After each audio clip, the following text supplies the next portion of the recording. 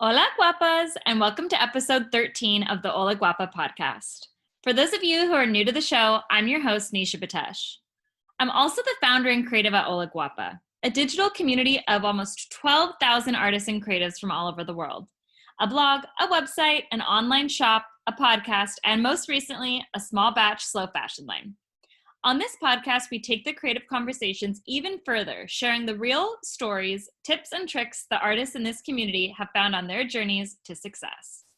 I am so excited to introduce you today to one of my favorite abstract artists, Johanna Rossi, who joins us today all the way from Monaco.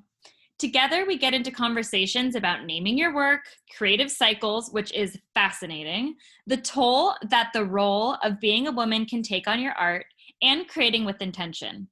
If you follow her on Instagram at Johanna Rossi Art, then you already know she gets vulnerable, specifically speaking up about her struggles with self-doubt, which I love. She will not let her community suffer alone or in silence. And that's one of the joys of knowing Johanna.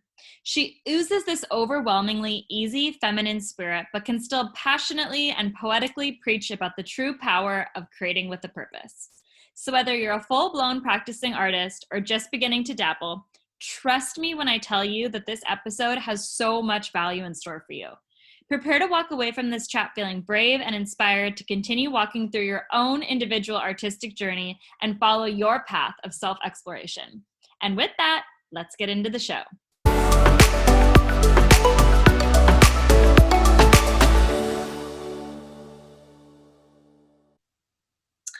Okay, hi Nisha. So I'm Johanna.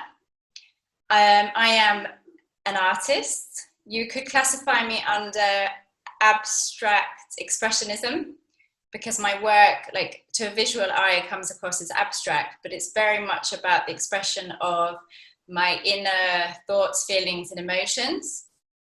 And I make art as a visual reminder for others. I make my art for women. But a lot of my art, funny enough, is bought by men, which is quite funny as well. That is But interesting. I make my art for women as a visual reminder. I often refer to my pieces as like a lighthouse in an internal storm, to kind of pull them back to their senses, if you like, and to remind them of how far they've come, how far they want to go, and also that they're exactly where they need to be in order to do the work to get to where they want to go. To get to kind of that clarification of what my art is all about has taken me a long time of inner work, my own inner work as well, and every creative cycle, because creativity comes in cycles. I'm always refining my voice as an artist, refining my message, refining my story, and hoping that with each piece things come across clearer. So if you look at my work as well, my titles are quite poignant with regards to who my work is for and what my work is about. And it's very much aimed at women whose life is full of pieces, and who I don't like the term juggling, but as like women and mothers particularly, we do spin a lot of plates, whether we want to or mean to or try not to. It's just the nature of the lives we lead. I've spent a lot of time letting go and life decluttering, physically, mentally, people, objects, to get down to the place where I kind of know the things that really matter to me, and so my energy then goes to those things. And at the moment, like as I said to you before we started recording, I'm learning all the time, in the sense that the whole point of everything, of finding your voice, really is about creating your own life, as opposed to life creating you. And at the moment, I'm in a stage where I'm being asked to learn once again and more deeper the fact that I'm heading towards this goal. I'm trying to create this life, and even though I'm showing up as an artist and a mother and a wife at the moment, my energy is not going towards being an artist, but it's all, you know, part of the story. And I think as artists and mothers, often we kind of get frustrated, or we feel like we're not getting anywhere with our creativity or our art because our energy is being pulled to being a mother, or being, at the moment, a lot of my energy was to being a daughter-in-law, because my parents-in-law have been unwell. And, you know, we get kind of sometimes a bit frustrated that we haven't picked up a paintbrush, or that we haven't written anything, or, you know, made our sculptures, whatever it is we do creatively. But in the end, when you're creative and you're an artist, it's just who you are, you know, and all these bits of your life, it comes out in the art eventually. Yeah, it's so interesting to hear you talk, because, you know, you talk about a lot about this process of self-discovery, but based on like even just your response of, you know, tell me a little bit about who you are, you seem to have it so clear, so figured out, you know. And I think that go ahead. It's funny though, because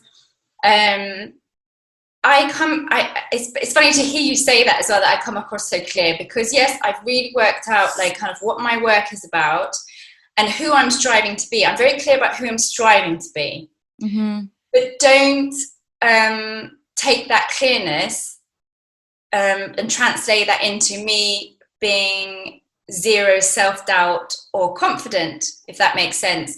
And I think as well, where my story has like kind of resonated maybe with some people, is that I'm very honest about the struggles I face during that kind of striving to create this clarity, or striving to kind of create this life that I want. And I've really struggled for many years with self-doubt and lack of confidence. And that really goes back to my childhood, and then the fact as well that I was separated from my brushes. I think for the best part, I think it was about 20 years. Wow. You know, so even to kind of say that I'm an artist, that's taken me a lot of work. And there's not a day goes by where I don't doubt myself, or but because I'm more trying now, I've kind of done a lot of work. I'm trying to put the energy into who I'm striving to be, as opposed to who I was, you know. And I'm really kind of trying to let my present self grow into the person that I'm, you know. And even the life, it's like hard to say, oh, you know, I'm going to be this person, but you have to kind of create the life that goes with it, you know. It's really interesting too, because, you know, doing this podcast, I want to say this is like the fourth or fifth interview that I've done. And, you know, there's this constant theme, like with creatives, where I feel like at some point, you know, there's been a separation between like the artist and the art, and how that's like transpired when you come back to your work. And I think, like, you know, I was even talking, I had interviewed a painter, Sarah Schroeder, and she was saying, you know, that just like how you right now, I know you're working on landscaping your house, and that's a huge project for you. And so it's really taking you away from your work. And she was talking about putting together her website. And so how that really took her away from her work. But what's interesting is you sort of have to disconnect from it in order to set up the building blocks to, you know, be able to now have a website that you can feature your work on, or for, in your case, have a beautiful patio that you can then go and paint on and be inspired to be at. So you've literally kind of said the line when you say you're building the foundations. And I can't remember if we've spoken about it, but I wrote an ebook during lockdown. Yes. And it's very much that. It's about building, this particular ebook is about building the foundations of your online art business. But my philosophy of creating my life, it's all been about the foundations. And it's funny because it's kind of a lot of analogies, because I'm actually a trained interior architect. My husband practices as an interior architect, but so much of this work is very much about getting those foundations right. And that's why I'm always preaching about routine and structure. And it's sometimes, you know, it's so anti what people see an artist being, you know. Yeah. Oh, the artists they don't have structure, they don't have, you know, organization. Mm-hmm. Mm-hmm. If I didn't have those things in my life, I just wouldn't be able to create the life that I want, you know. And routine has been huge for my healing as well. Kind of, we spoke in the chat before, I've had a lot of health problems, mentally, physically, and those routines that I have in my day, they're very simple things, you know. It's just literally like, you know, if I'm going to really boil it down, it's just things like the making of the beds. Food is a big thing for us in our house. It's a big thing, eating proper whole food. You know, and people see on my stories, my green juices in the afternoon, you know, just the certain things, daily habits that really keep me on track. And, but they're magic because they really do kind of keep me centered, because maybe people relate when they've had a certain story, or they have a certain life which is always kind of throwing swerve balls at them. If you have those guides, you know, they're literally like ropes in place, you can easily come back to your center and be like, okay, I've had like a really rough day, a rough week, a rough month, but I'm on track still. Yeah, you know, it's so interesting that you say that, because I am so curious about other people's morning routines specifically. I think it's so interesting that, you know, you can have somebody that literally has zero structure, and in that chaos, there's still sort of some kind of a routine that they do. And then, you know, take it all the way to the other end, where there's some people who wake up at 6 on the dot, have their coffee, have their water, have their green juice. I mean, you can get like really, really layered and detailed with it. Is there something, like, I know you talk about green juice and food. Is there a morning routine that you stick to every single day, or do you have more of like a creative routine? Okay, you know what? You've touched on a good subject as well, because I'm actually a trained health coach as well with the School of Integrative Nutrition. And obviously when I was doing that training, and, you know, through social media and things like that, I came across a lot of people who had like really ingrained morning routines. And sometimes I'd be like, oh my God, what is this morning routine? There's no way. I have a baby. I have a, you know, non-sleeper. There's no way I can get up early. That, you know, so first of all, the one thing I would say is it has to be your morning routine. Exactly. And it has to be realistic. Any kind of change you make in your life has to be sustainable if it's going to last. Right. So, and I learned that the hard way often, you know, because you kind of, when you are starting on your journey of self-discovery, or you're starting on a new career, whatever it is you're doing new, you're looking outwards for examples, which is great because that's the way we learn. But ultimately, if this thing is going to last and it's going to be sustainable for you, you have to bring it on home, and you have to look inwards, and you have to be really, really honest with yourself. No matter how much you maybe want to do this thing every day, if it's not going to fly, you know, if it's not going to really naturally become, you know, go from a new habit, then you've got to have that discipliner. It doesn't just come, you have to be disciplined. And then if it just becomes something you do every day, you know. Me personally, my morning routine, really, I have 2 children. I have one who's 7 and 11. So a lot of it goes around them. Obviously with lockdown, everything, it's been all over the place, but my morning routine is literally, I get up, I'm always the first up in our house, I unload the dishwasher, we have a full, you know, we always have good breakfast. We're not kind of those grab and go and coffee and that. We always have like a whole food breakfast. We're getting dressed, the kids go, my husband often takes my daughter to school, and then I have like my chores routine. I make the beds, I put a laundry on, or I fold laundry, I clear down the apartment, and then I'm ready to start work, or I often go to the chiropractor in the morning. And that's it. You know, it's not complicated stuff. I do not meditate in the morning. I don't, you know, I would like eventually to get to the stage where, you know, when my kids are older and I can get up earlier, you know, because I actually enjoy, if I've gone to bed earlier, I like that time in the morning, but I'm not there yet. And I have to be really realistic about, you know, what my body can tolerate. Yeah, you know, you share something that's so like, that has really connected me to you as an artist, is that like I always struggle to kind of find a balance between what I share in my personal life and what I share like in my creative process and journey. Yes. And I think you do such a good job of like blending the two and really sharing like your struggles and getting vulnerable. Like, you know, you can be super frustrated folding laundry and not having time to create, and you share that. And I think that that's such a cool thing that you're able to really like give the highs and lows, the ups and the downs. And I know that we touched a little bit on, self-doubt. And I think that you're very like exercised in being vulnerable. Can you talk a little bit about like where that came from, or, why talking out loud about self-doubt is so important to you in your work? Do you know what? It's important to me. I don't know if I'm going to verbalize it properly, but it's, even as you talk about it, I have a funny feeling in my chest and my stomach here, because it's something I'm really passionate about.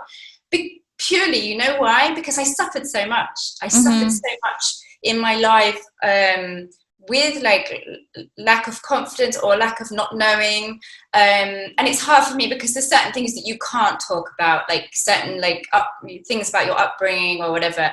It's hard. It's just not correct, certain things to talk about, I don't think, on social media. But I've always kind of said, certain things weren't right, and that I've had to come through that, and I've had to overcome them, and live with them, because there's certain things that still go on, and every day it can be a battle sometimes, especially when things are going on or things happen. And it purely, I'm very vocal about it, because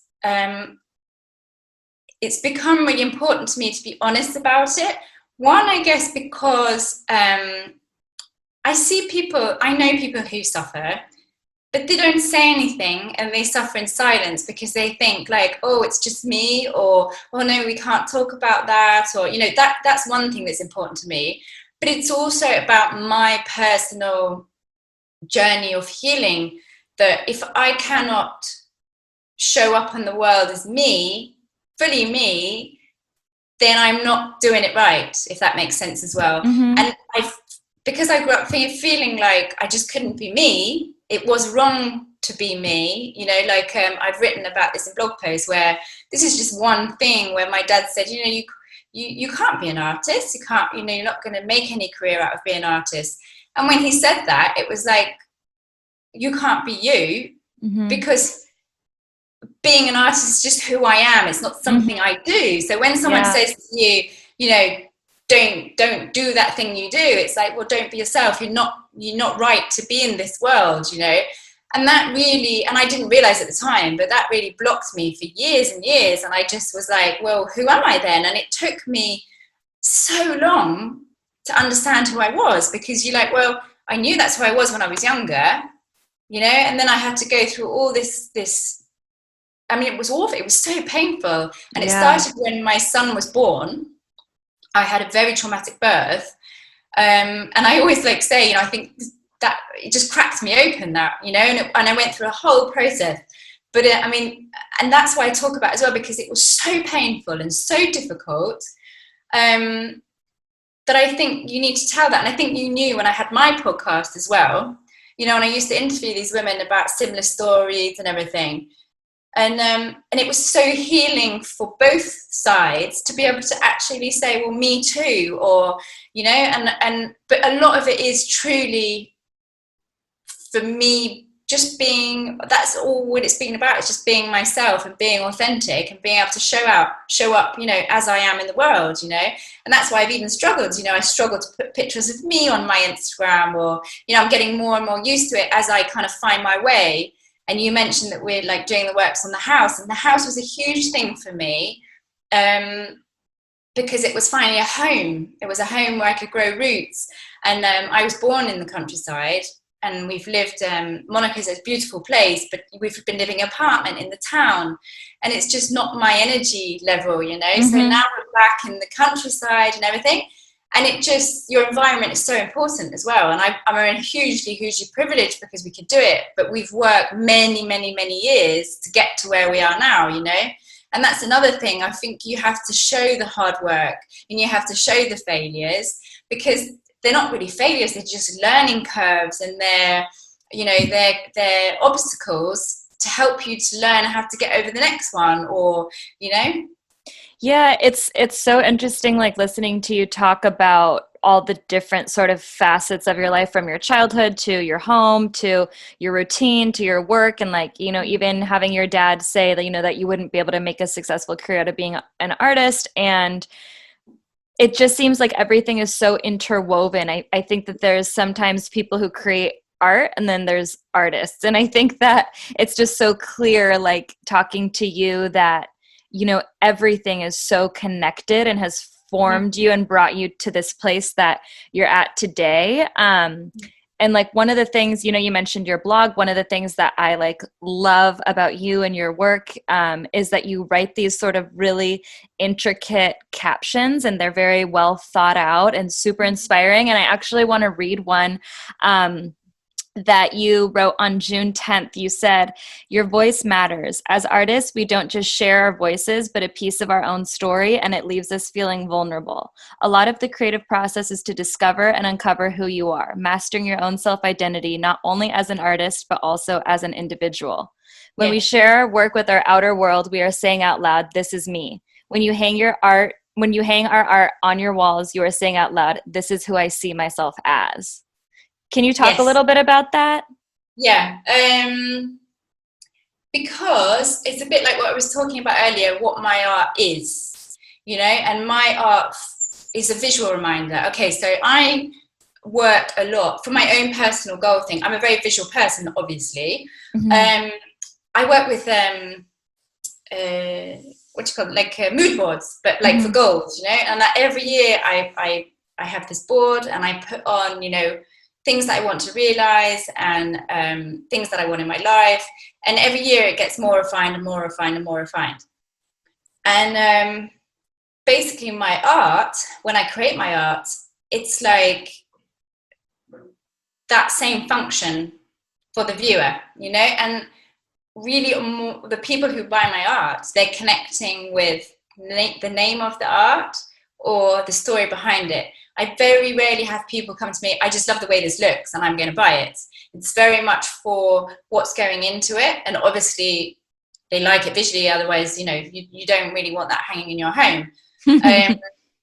But the purpose of my work, because I think as an artist, it's really important to get over that self-doubt, to have a purpose for your work. I've written about this before as well, because if you work with purpose, you've got that energy and you've got that drive, and you're like, this piece is for this reason and it's going to serve this purpose, Whereas if you just go in and you're just making something, yes, it might be really visually pretty, but more often than not, you're going to go, "Oh, well, actually, is the colors okay? Is this piece okay? Does it look okay? Is anyone going to like this?" Whereas if you're like, "You know what? With my art, I'm serving in a certain way." We all want to be useful as human beings.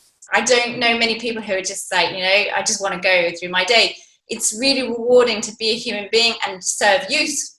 And often as artists, this is another thing that often people message me about.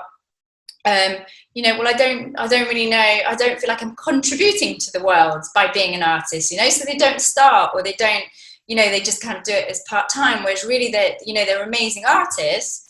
And, when you can do that inner work, and you, as you say, you can connect it with the work you're doing, and where you want that art to go. Because if, like I've said as well, if you don't, if you want to sell your art, you have to be selling it to someone.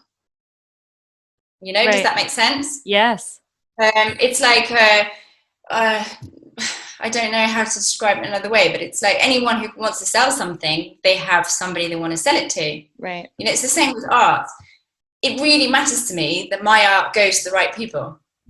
Of course, it's wonderful to sell, or whatever you sell, it's fantastic. But when I know that my art is going to the person and it's going to serve them, that's a whole other level of satisfaction at the end of the day. So when I'm saying my art is, who I want to be for the viewer, that's reminding them, it's like, you have this inner power, you are there, you're doing the work. That's basically what my art is for. It's to be on the wall. It's bold, it's structured. Yes, it can be like unbalanced, or it's pieces, but they're doing the work, they're in it. And each piece, as I said, it's named and it's encouragement, and that's what it's all about. It's really, really cool. I love your work. First of all, it's gorgeous. I mean, everything is bold and bright. And like you said, like watching the different pieces sort of fit into each other, or, I mean, you create these like shapes. Can you talk us a little bit about like the process of, do you sketch something out first? I know you talk about purpose, which is so cool, but do you have a process from start to finish that you're working with? Completely, I do. So yeah, I'm happy to explain that. So basically, when I'm sending this message to people, ultimately the overriding feeling you want them to feel is ease. No, you know, when you've got these doubts, you've got this inner anguish, you're stressed, you're overwhelmed, you're just searching for ease. Over peace even, it's just ease. And so my whole artistic process starts with me sitting, eyes closed. I take a piece of paper, I take like a charcoaly pencil, and I just let the pencil flow over the paper. So it's called a blind drawing. And then the drawings probably last like 20, 30 seconds. And then I take, and I'll probably do like 10, 15 drawings at once. And then I'll take the ones that really talk to me, and I scan them into my computer, and then I abstract certain shapes from these drawings, and then I'll make different compositions with them. So I'll either do that on the computer, or I'll print them off at bigger scale, and I'll trace, because I love working with tracing paper, and then I'll just make new compositions. So all these pieces are basically flowed from me feeling ease. And then I'm going to work out, like, sometimes it'll come to me before, and I'm like, yes, I really want to do a piece about, X subject or X encouragement. Or the piece will start to come together, and I'll be like, okay, what do I want this to say? And slowly with the colors and everything, I'll work it out. But it all literally comes, that first step is from, that goes in as the ease. Then you've got this whole like big, washing machine cycle, and it comes at the other end with the main purpose of creating ease in the home of the person who's looking at it. That's really cool. I love that. I mean, I think like it's interesting. Some of your pieces are more complicated and some are a little bit simpler. And I think no matter which style, you definitely like they evoke an emotion in you. And I think it is happiness, and it does feel easy. And something that you said earlier was interesting to me, that you create for women, and you definitely have, a purpose and a specific intention in mind around, what you're gifting that woman. But yet a lot of your buyers are men. Yes. Do you know what that's about, or have you thought about that? Or I think some of the pieces I sell, because I sell directly, I sell through Instagram, I sell through Pinterest, I sell some face-to-face, but I also sell through obviously I've got my website, but then I sell through Saatchi Online, which is an online gallery. And I guess some of the people who view my work on there, they don't take time to look at the story. They're just literally looking at it for the visual aspect, and then maybe they look up the story afterwards. And invariably, these people have been men, So, or the men have been buying for the women. Okay, That's the other thing. That's so interesting. You're talking about selling on different platforms. Yes. I think that you've done like so much evolution. It's so like fascinating to talk to you about, your artistic journey. Is there something that you've learned about the business side? I mean, I know that that's the whole other half of the puzzle, right? So you're selling on all these different platforms. Is there something that you would want to share? I know you mentioned before when we had chatted, not feeling like a part of the art industry, which I feel like can feel like a really clunky word. But is there something that you want to share about like the business side of it, or what that's like for you? Yeah. Okay. There's two things. First of all, I just wanted to very quickly, there's two things.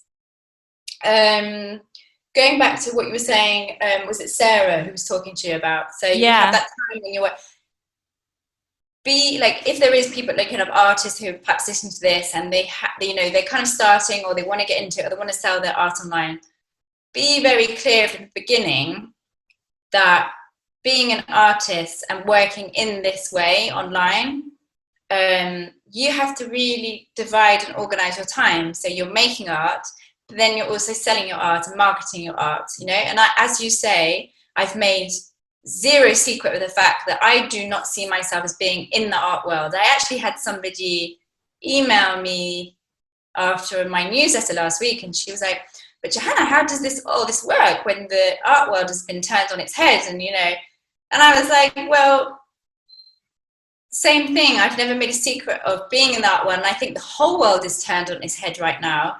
And, you know, telling your story is more relevant than ever now, because everyone's destabilized. And if you're going to have something in your home, or you're going to spend money, which, you know, we don't know where the next money is coming from, you're going to spend it with somebody who's going to bring you on home, as opposed to just fancy, you know, whatever frivolous buying as well. So with regards to the business, it's been loads of trial and error. One thing for sure is consistency, you know, and I've always never made a secret of that I struggle with consistency purely because of this whole life thing going on.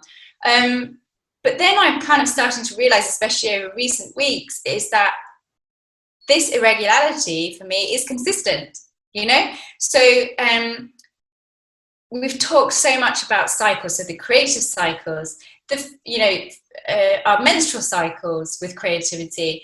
Then there's the cycles of self-discovery. You know, we've got all these cycles going on, and they're not always interlinking. You know, they don't always coincide, which is really hard. So you have to give yourself a break sometimes. So when it comes to the business, you know, sometimes you're going to be spending, like in lockdown, I spent like the first few weeks, no paintbrushes at all. It was all on the computer, and I found it really difficult because I'm not a huge computer person. You know, I don't like spending time in front of the screen, but I knew I needed to do the work. And that's where, again, the discipline comes in. You know, I think if you want to be a successful artist, especially online, you have to be disciplined.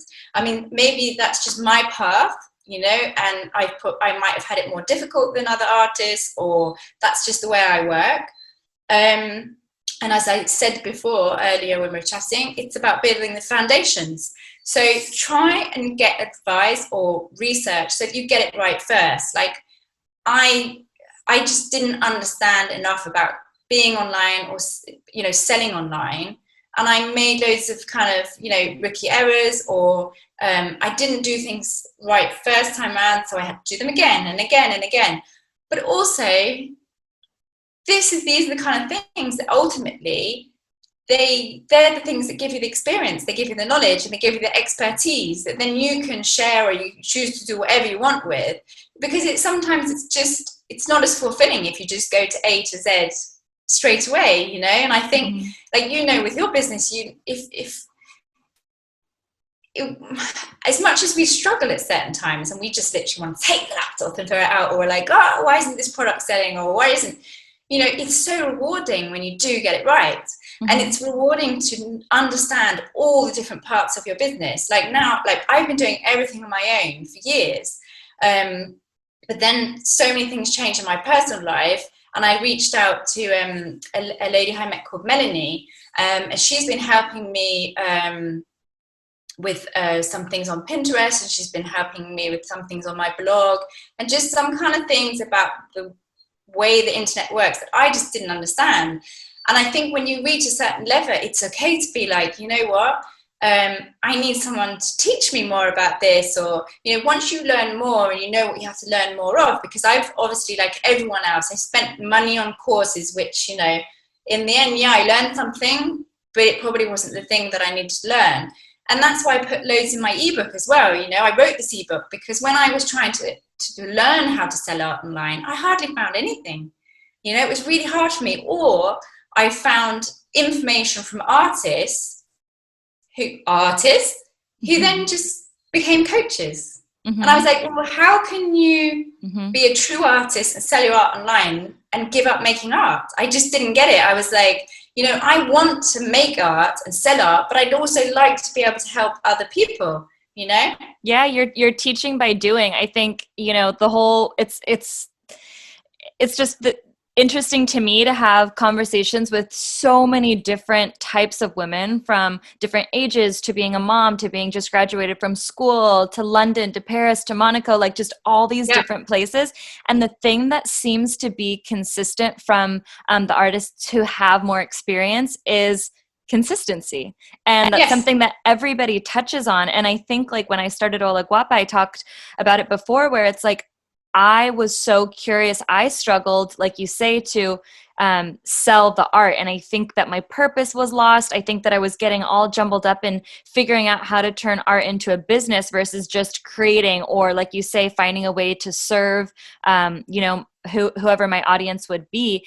And that's what sort of sparked Ola Guapa, is I was trying to extract sort of like this secret sauce or this secret recipe from all the women who I thought had it figured out. And at the end of the day, what comes back to me every single time is that word consistency. But I think if we rewind that like about 5 seconds, you've also said the thing which is really important, is that we all have a unique purpose to serve in the world. Mm-hmm. And I think that's the secret sauce over everything, because it really is about aligning your personal journey with especially when we're like this and you're working for ourselves, we're creators, with your creative and artistic journey, and trying to align those things so that as a person we're able to show up 100% ourselves, and as an artist we're able to say, well, this is who I am and this is what I do and this is what my art's all about. And then you get up in the morning, you're like, I can just be me and I can make my work and I'm putting something good into the world at the same time. So we're abolishing that awful thing of being an artist, which is, people, that we're, artists, it's always just been this thing of, it's indulgent, or it's, or we're not, it's a stigma thing, and it's not true, because there's so many creative people now who really go with purpose, but they're struggling because they haven't found their voice clearly enough yet, or, that purpose, the service that they're giving people isn't clear enough yet, and that's why I struggled for years as well, because but it was in me. I knew all the time, and I was like, when I put it to words, I was like, well, yeah, of course that's what it is. I don't know about you, but I was like, well, yeah, of course that's what I'm doing. But I was like, and so I was like, why didn't I say that before? So, and it's just so nice. And now when I start new projects or new paintings, I'm like, this is what it's all about, and it helps you make your decisions. It's like, and I wanted to go back as well, because you were saying about consistency and everything. When you mentioned before about me telling my story and everything's interwoven, this is very much the thing of how deep you go into your journey of discovery as well, that everything's connected. So, and it's funny because I was talking to my chiropractor last week, and she was telling me the story about someone who kind of was like, oh, that's it, I've got the final piece of my puzzle and everything's going to be amazing now. Okay, so this journey of self-discovery is all about gathering all the pieces of the puzzle, but there is no final piece. That's what acceptance is all about, So, and I was in that kind of frame of mind for a long time. I was like, okay, I've got another piece. That's the final piece. That's it, because it's so hard to go through. It can be excruciating at times, and so like, I don't know, moral destroying. And, but if you're willing to do that work, it becomes like just who you are. I don't know about you, because I'm not sure exactly like how kind of deep you've gone to the journey, but it's, if you can keep going with it, your work, your life, everything interwoves, and that's how you start creating your life, because you understand the different facets of who you are, who you were, who you want to be, who you are now, what you want in your life, what you don't want in your life. It makes making boundaries so much easier. It makes just showing up how you want to in the world. And I'm actually like, I always say to people, it's funny, it's like when you are sitting to you, I'm like, well, I'm really boring, because it's like my life is just like day to day. I'm just like, I wouldn't class my life as like anything to kind of like broadcast, but it's the work that goes into that, that people are kind of wanting to understand. Like, how do you get to the point where you are able to be at ease with the fact that you're doing the work as well, because at the beginning when you get on this train, it's a big mess, and it's, and it plays with your mind, and you think, I'm never going to get there. But when you get to the point in your story where you're on this train and you're rolling with it, that's when it gets really interesting. Because things are changing, there's going to be ups and downs, there's another cycle coming, that at times you're going to be more open to information, when you're going to be contracting, when you can give energy, and that's for me, when you really kind of live in your life, you know, in that way.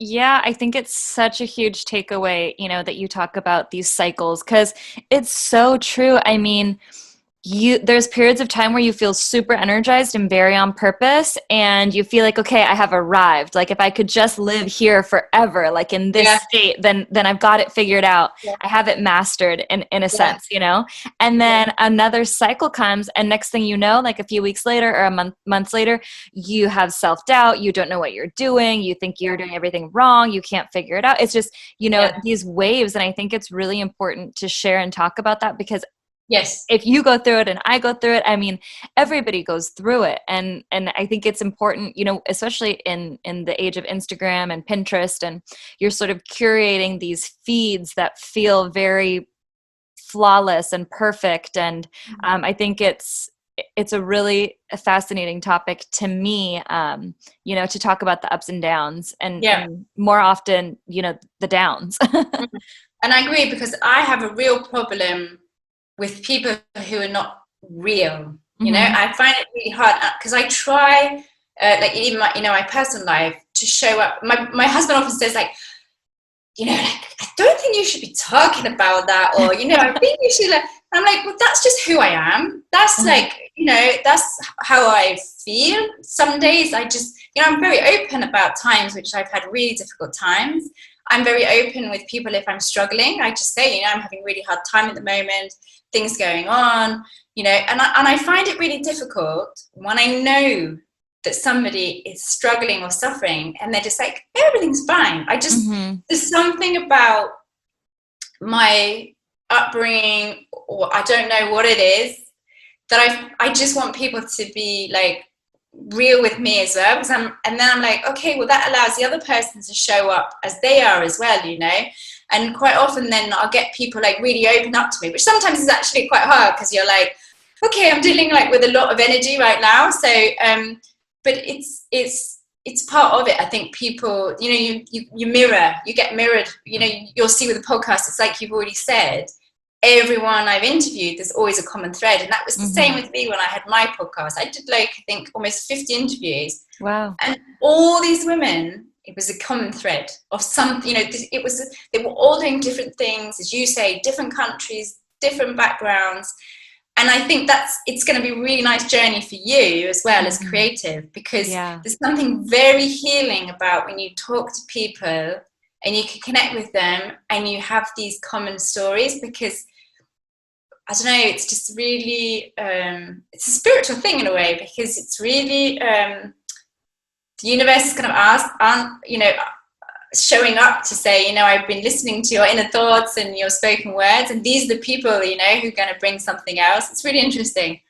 It is. It definitely is. I think that, by doing this podcast, like I'm sharing your voices with, the Ola Guapa community, but in turn, it's really funny how much I learned from it. And that's why I push and promote it so much, because just having these few conversations, it's taking the conversations and the connections that I've made, sort of cultivating this community over the past 2 years to a whole nother level. And it's like, what if I'm learning so much? I think everybody else can learn so much. Yeah, so that's your purpose at the moment. You're serving your community, and that's really nice that you're able to, because you're the people you've asked to do the podcast as well, you understand, there's a feeling, there's an intuition that these women are going to be the ones who are going to help your community as well. And that's when it's really nice. You're sending some really good energy out there as well. I love it. It's been so nice chatting with you.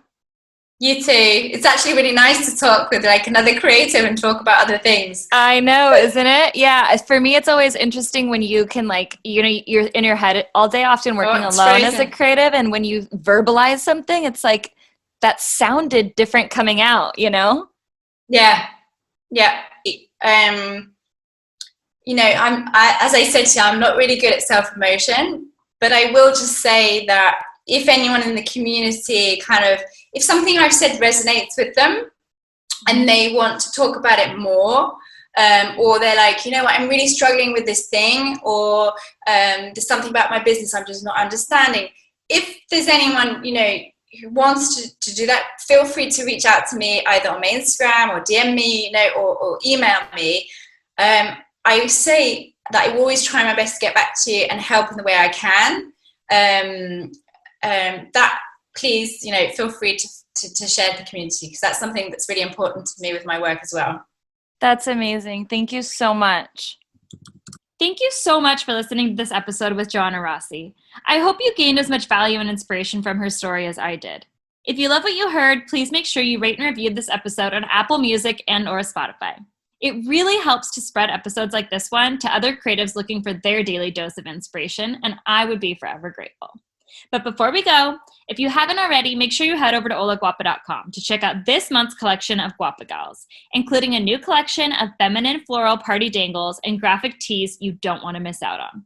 So head over to holaguapa.com and discover your new favorite female-owned and artist-made brands today. With that, have a beautiful week, Guapas! And as always, sending you tons and tons of inspiration and lots of love.